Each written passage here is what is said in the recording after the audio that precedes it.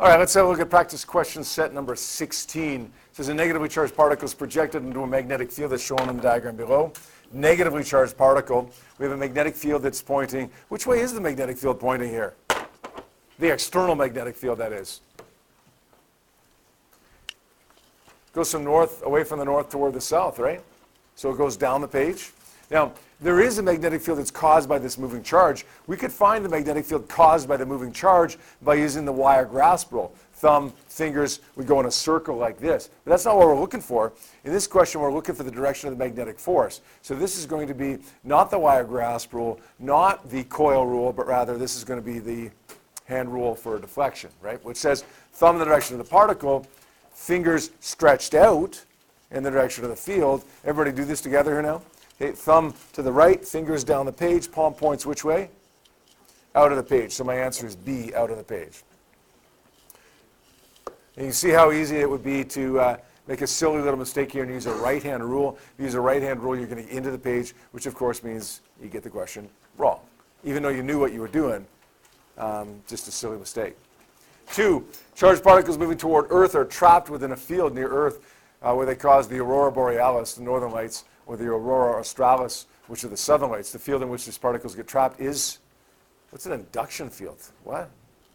Well, we know what a magnetic field is, an electrical field, a gravitational field is. Which field do you think it is?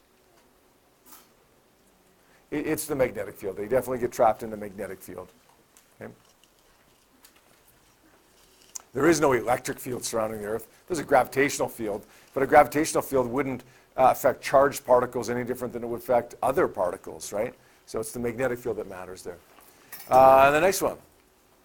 Oh, here's a good one. Positively charged ion travels through a region that contains perpendicular electric and magnetic fields. The ion passes through the region undeflected at a constant speed. Okay, interesting. We have a negatively charged plate here and a positively charged plate, which means we have an electric field that points upward. An electric field points away from positive and toward the negative. This is a positive ion. So if it's a positive ion, which way is the electric force going to be on a positive particle in a field pointing upwards? It's towards the negative plate, right? So the electric force on this positive particle is upwards. It has to be in the direction of the field, right? I'm positive the force is with the field.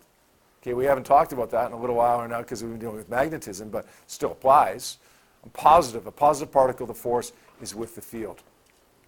Now it's going undeflected at a constant speed. It doesn't say anything about the magnetic field here, but let's see what the question asks. Match the numbers in the diagrams given above with the descriptions given below. The direction of the electric force is upwards, so that means it's going to be 5. Good. The direction of the electric field is which way? Same. It's upwards, so it's going to be 5 as well. The direction of the magnetic force. How do we find the magnetic force here if it doesn't give me anything about the field? Yeah? If it's non-deflected, it has to be opposite. Right.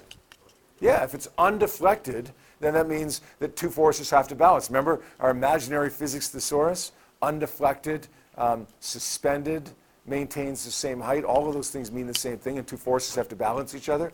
Usually it's gravity in something, but in this case it's clearly the electric force and the magnetic force. So here we'd say the magnetic force must point downward. It must be equal and opposite to electric, otherwise it wouldn't be suspended. So the magnetic force is going to be 6. Now, this is the trickiest one, I'd say, the direction of the magnetic field. Which field would cause a force, a magnetic force, downward? Get your hands out. Right hand, because it's a positive particle, right? Get your right hand out. We stick our thumb in the direction the particle is moving, which is towards the right side of the page. My palm force is going to point which way? Down the page. So we're going to say thumb towards the right, palm points down the page, fingers are going to automatically point which way? McKenna, which way? Yeah, out of the page, right? Thumb, palm, fingers point out of the page. So we're going to say, that would be this one, right? 5, 5, 6, 0. 5, 5, 6, 0. Guys, you see the difference between electric fields and magnetic fields here? Like, clearly there is a difference, and I think we got that before, but Man, sometimes it gets a little bit confusing when we're dealing with this electric fields and magnetic fields in the same question, right? Okay, remember how electric fields influence particles. No hand rules for electric fields. It's just a matter of a positive experience as a force with the field, a negative experience as a force against the field. For magnetic fields, it's not with or against, it's perpendicular. It's always perpendicular. Particle going right, force going down, or field coming out, force goes downwards toward the bottom of the page. 5560 is our answer there. 2, in a magnetic field with this strength, an alpha particle travels with this radius. What's the speed of the alpha particle? We've got 3 equations that we can use here, really, right? F is equal to QVB. We've got FC is equal to mv squared over r. This is the one that we learned about yesterday, right? Why can we use this in the context of a charged particle in a magnetic field? Well, we're allowed to use this anytime something, anything, does what?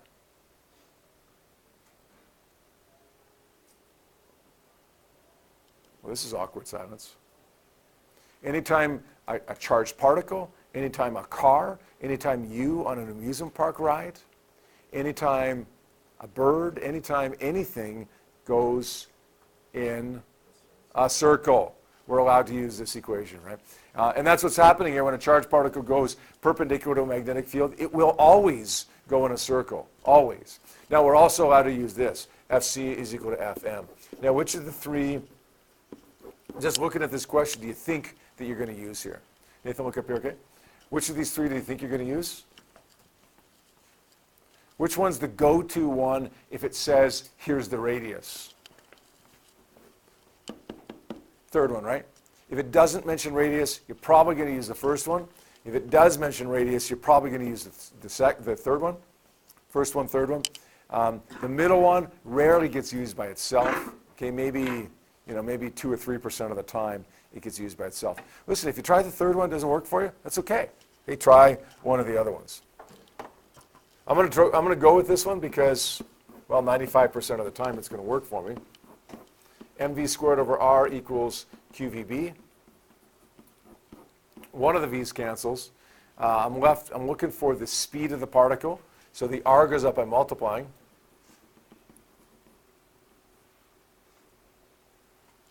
This is just qb because the v disappears. qbr. And then the m goes down by dividing. qbr over m. So now we sub in our numbers here. This is an alpha particle. So it's 3.2 times 10 to the minus 19 times b, which is 5.6 times 10 to the minus 2 times r, 6.4 times 10 to the minus 3 divided by the mass of the alpha particle. What do we end up getting there for speed? What was it? Yeah, 1.72 times 10 to the 4. That's right. Yeah, that was the one. The formatting of that when I asked you to express it, I think it said, well, in the question it said b times 10 to the w, but then when I gave you the answer, it said it was an A, B, C, D answer, right? It is b times 10 to the w. So the answer would be what? Not 1274, just 1.72, right? Good. At about 10:30 last night, I corrected that on the answer key, but if you did it before 10:30, then you would have saw 1.72. Okay. And was there any more? Yep. In the electric field, perpendicular to a magnetic field, electron moves perpendicular to both fields and is undeflected. Oh, undeflected. What's that word mean? Yep. Forces balance. Which 2 forces balance in this case? Electric and magnetic again. Don't ever set the fields equal to each other. Never. If something's undeflected, forces have to be equal to each other. You will never have a gravitational field equal to an electric field or an electric field equal to a magnetic field. But you may very well, as in this case, have those 2 forces equal to each other. Now, the electric force is going to be Q times E. That's from my experiencer equation. My magnetic force is QVB.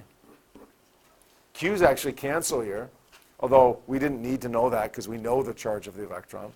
We're going to solve for V here. it becomes equal to E, the electric field, divided by B, the magnetic field. So what do we got here? 1.5 times 10 to the 4, divided by 3.0 times 10 to the negative 3.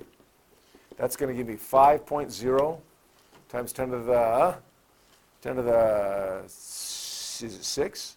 5.0 times 10 to the 6 meters per second. If I had to have guessed an answer on this, I probably would have guessed C for this. How come?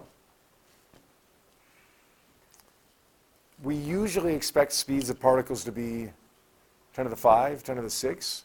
Okay, I don't want to guess this one because it absolutely could have been D, right? D could have absolutely been the answer. That's entirely possible. So could A and B technically, but it would be very rare to see an answer for a charged particle that was 10 to the minus 7 or 10 to the minus 1. So there's no guarantees here until we do the question that it's C, but I would say like I'd be 75% confident just looking at the answers that the answer would be C before even doing it. Okay, and I'd be 24.9% confident on this one, and I'd be 0.1% confident that it could be either one of the other two.